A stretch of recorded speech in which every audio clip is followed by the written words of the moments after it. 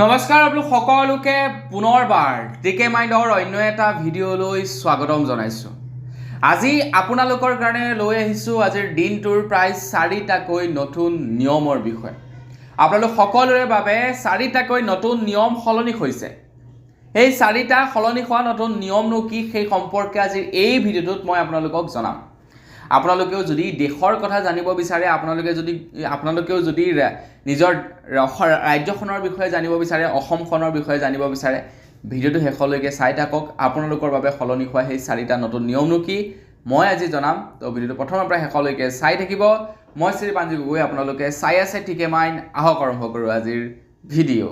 আগবাঢ়িছোঁ সলনি হোৱা প্ৰথমটো নিয়মৰ ফালে। প্ৰথম নিয়মটো ওলাইছে যে এতিয়া গোটেই ভাৰতবৰ্ষতে লাগু হ'ব SRI, অৰ্থাৎ ভোটাৰ পুনৰ নিৰীক্ষণ এতিয়া গোটেই ভাৰতবৰ্ষতে হ'ব বুলি জনাইছে। আমাৰ অসমততো হ'বই, অভিয়াছলি আমাৰ অসমত হ'ব বুলি ঘোষণা কৰি দিলে। বিহাৰত অলৰেডি হৈ গ'ল।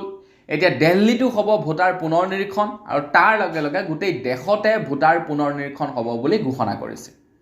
মানে ইলেকশ্যনৰ আগে আগে ভোটাৰ নিৰীক্ষণ প্ৰত্যেক ষ্টেটে হৈ যাব। আমাৰ অসমতো হ'ব 26ৰ নিৰ্বাচনৰ পূৰ্বে, বিহাৰতো হ'ল নিৰ্বাচনৰ পূৰ্বে আপোনাৰ ভোটাৰ পুনৰ নিৰীক্ষণ হৈ গ'ল।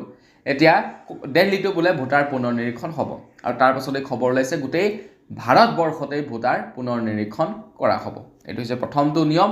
তো বহুতে বাৰু ভোটাৰ পুনৰ নিৰীক্ষণৰ বিৰোধিতা কৰিছে। তো আপোনালোকে বিৰোধিতা কৰে নে ইয়াক ছাপোৰ্ট কৰে কমেণ্ট ছেকশ্যনত জনাই থৈ যাব। আগবাঢ়িছোঁ ইয়াৰ পাছৰটো নতুন নিয়মৰ ফালে। খবৰ ওলাইছে যে আমাৰ অসমত যিসকল নেকি ভোটাৰ আছে, মুছলিমসকলক বাদ দি বাকী সকলোৱে নাগৰিকত্ব লাভ কৰিব। এতিয়া আমাৰ অসমত বৰ্তমান সময়ত বিজেপি চৰকাৰ, অসম বুলিয়ে নহয় গোটেই ভাৰততে বৰ্তমান সময়ত বিজেপি চৰকাৰ। এতিয়া ৰঞ্জিত দাসে কৈছে যে বিজেপি পাৰ্টিটোক লালন পালন কৰি ডাঙৰ দীঘল কৰা মানুহখিনিয়ে হৈছে বেংগলী মানুহ।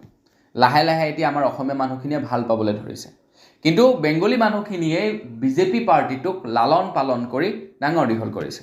গতিকে বিজেপি পাৰ্টি যেতিয়ালৈকে অসমত থাকিব তেতিয়ালৈকে বেংগলী মানুহৰ নোম এডালৈ হেনো কোনেও হিলাব নোৱাৰে বুলি ৰঞ্জিত দাসে কৈছে। এয়া মোৰ ভাষা নহয়, এয়া ৰঞ্জিত দাসে কৈছে যে কোনেও একো কৰিব নোৱাৰে যেতিয়ালৈকে বিজেপি আছে। এতিয়া কথাটো হৈ গ'ল যে বেংগলীসকলৰ ওপৰত যি নেকি ভোটাৰৰ টেগটো লাগি আছিলে, সেই ভোটাৰৰ টেগটো এতিয়া আঁতৰাই দিয়া হ'ব। আমাৰ অসমত যিমানখিনি নেকি বেংগলী মানুহ আছে প্ৰত্যেকৰ ভোটাৰ আঁতৰাই তেওঁলোকক নাগৰিকত্ব প্ৰদান কৰা হ'ব। যিহেতু ভাৰতৰ এই কাখন সংশোধন কৰিলে, কাখন সংশোধন কৰি 2024 চন কৰি পেলালে। চ' সেইকাৰণে এতিয়া যিমানখিনি মানুহ আছে চবেই নাগৰিকত্ব লাভ কৰিব, যিমানখিনিৰ ওপৰত নেকি ভোটাৰ লাগি আছিলে। কিন্তু মুছলিমসকলক সেই ভোটাৰৰ গোচৰৰ পৰা মানে ৰেহাই নিদিয়ে, তেওঁলোকৰ ওপৰত ভোটাৰ গোচৰ লাগিয়ে থাকিব। দিলে চবকে দিব লাগিছিলে নে কি কয় আপোনালোকে? আগবাঢ়িছোঁ ইয়াৰ পাছৰটো সলনি হোৱা নিয়মৰ ফালে। এইবাৰ আমাৰ অসমত এবছৰ জোৰা ডক্টৰ ভূপেন হাজৰিকাদেৱৰ জন্মদিন পালন কৰিব। তো মন্ত্ৰী হিমন্ত বিশ্ব শৰ্মাদেৱে আমাৰ অসমৰ প্ৰত্যেকটো বিহু কমিটিক এইটো এটা অনুৰোধ জনাইছে, নিৰ্দেশনা প্ৰদান কৰিছে যে এইবাৰ বিহু কমিটিসকলে ভূপেন হাজৰিকাদেৱৰ বাবে এটা স্পেচিয়েল প্ৰগ্ৰেম ৰাখিব লাগিব।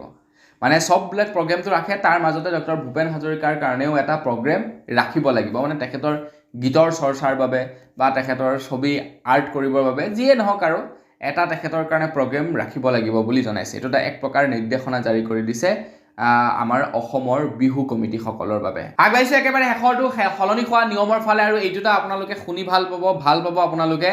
এতিয়া উচ্চতম ন্যায়ালয়ে SRIক লৈ নিৰ্দেশনা জাৰি কৰিছে যে আধাৰ কাৰ্ডকো এতিয়া মান্যতা কৰা হ'ব ভোটাৰ পুনৰ নিৰীক্ষণৰ ক্ষেত্ৰত। তো উচ্চতম ন্যায়ালয়ে কৈছে যে বিহাৰত ভোটাৰ তালিকাৰ বিশেষ বিস্তৃত সংশোধনীত SIR সন্দৰ্ভত উচ্চতম ন্যায়ালয়ৰ গুৰুত্বপূৰ্ণ নিৰ্দেশনা। ভোটাৰ তালিকাত নাম অন্তৰ্ভুক্তৰ বাবে 12টা বৈধ নথিসমূহৰ ক্ষেত্ৰত আধাৰ কাৰ্ড গ্ৰহণৰ নিৰ্দেশনা। ন্যায়াধীশ সূৰ্যকান্ত আৰু ন্যায়াধীশ জয়মাল্য বাগচীৰ বিচাৰপীঠে এই নিৰ্দেশনা জনাইছে। মানে ইলেকশ্যন কমিশ্যনে কৈছিলে যে আধাৰ কাৰ্ডটো একচেপ্টেবল নহ'ব, কিন্তু এতিয়া উচ্চতম ন্যায়ালয়ে কৈছে যে আধাৰ কাৰ্ডখন একচেপ্টেবল হ'বই লাগিব, আধাৰখন একচেপ্ট কৰিবই লাগিব, নিৰ্দেশনা দি দিছে। কিন্তু এটা কথা মনত ৰাখিব আকৌ, আধাৰ কাৰ্ডটোৱে আপোনালোকক যে ভাৰতীয় নাগৰিক হয় সেইটো প্ৰমাণ নকৰে। কিন্তু আধাৰ কাৰ্ডখন এজ এ পৰিচয় পত্ৰ হিচাপে আপোনালোকে ব্যৱহাৰ কৰিব পাৰিব। তো বন্ধু বান্ধৱীসকল বছ আজিৰ ভিডিঅ'ত জনাবলগীয়া খবৰ ইমানকেইটাই আছিলে খবৰকেইটা জানি কেনে পালে কমেণ্ট ছেকশ্যনত জনাব যদি ভাল লাগিলে লাইক এটা কৰিব চেনেলটো যদি ছাবস্ক্ৰাইব কৰা নাই ছাবস্ক্ৰাইবটো কৰি ল'ব পুনৰ এটা ভিডিঅ' লগ পোৱাৰ আশা কৰিলোঁ বিদায় মাগিছোঁ ধন্যবাদ জয় অসম